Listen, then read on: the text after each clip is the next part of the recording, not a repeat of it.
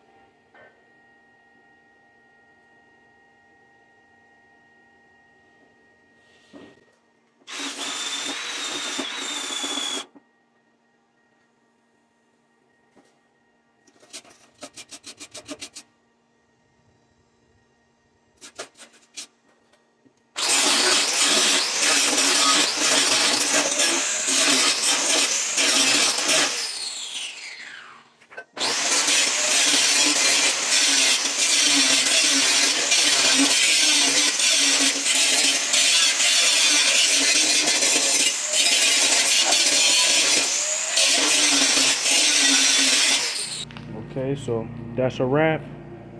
We got it put together. I'm waiting for him to come so we can put it put the deck back on.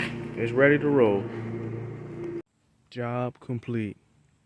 He just tested it out and it just cut. Welds held perfect. No popping. So I told him what he have to do though, because it's a spot here where I could not weld because the rust is so bad. So he's gonna have to take some kind of Bond or metal type sealant and rub it over, sand it, and repaint. But besides that, everything works, everything holds, and he's able to use his lawnmower again. Look, turkeys, look, they're going onto my property. They're going in there. They on my property right now. Where he at? Look, look, look, look, look. There they go.